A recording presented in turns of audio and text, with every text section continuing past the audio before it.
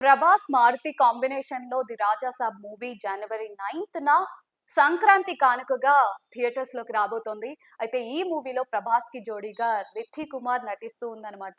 అయితే ఈ మూవీకి సంబంధించిన ప్రీ రిలీజ్ ఈవెంట్ రీసెంట్‌గా జరిగింది. ఆ ఈవెంట్‌లో రిద్ధి కుమార్ ఒక కమెంట్ అయితే చేశారనమాట. ఆవిడ కట్టుకున్న చీర ప్రభాస్ గిఫ్ట్‌గా ఇచ్చారంట. సో, అది విన్న వెంటనే అక్కడున్న ఫ్యాన్స్ అందరూ కూడా ఈలలు, చప్పట్లు కొట్టి గట్టి గట్టిగా అరిచారు. సో, అండ్ సోషల్ మీడియాలో కూడా గట్టిగానే చర్చించుకున్నారు. అసలు ప్రభాస్ అన్న వంటలే పంపిస్తారనుకున్నాము.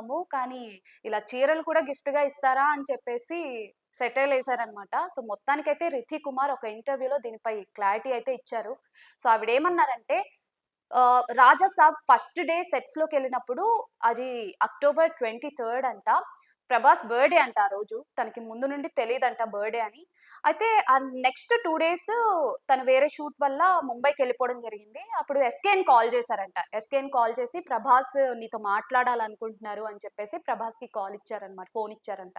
సో, అప్పుడు రిథి అన్నారంట, "సార్ మీ బర్త్‌డేకి నేను ఒక గిఫ్ట్ ఇవ్వాలనుకుంటున్నాను" అని చెప్తే అప్పుడు ప్రభాస్ అన్నారంట, "దివాళీకి నీకు కూడా ఒక గిఫ్ట్ ఉంది. త్వరగా వచ్చేయి" అని చెప్పేసి అన్నారంట.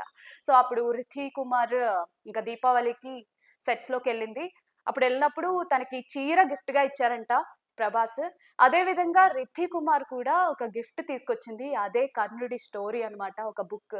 సో, అది చూసి ప్రభాస్ కూడా చాలా సర్ప్రైజ్ అయ్యారు. ఎందుకంటే ఆయన 'కల్కి' మూవీలో కర్ణుడి రోలే చేశారు కాబట్టి అది సింక్ అయిపోయింది. అండ్ రితి ఏమందంటే కర్ణుడి నేచర్, ప్రభాస్ నేచర్ 2 సిమిలర్ అని చెప్పేసి అందనమాట. సో, మొత్తానికైతే ఈ కమెంట్స్ వైరల్ అవుతున్నాయి. దీని మీద మీ ఒపీనియన్ ఏంటో కమెంట్ చేసేయండి.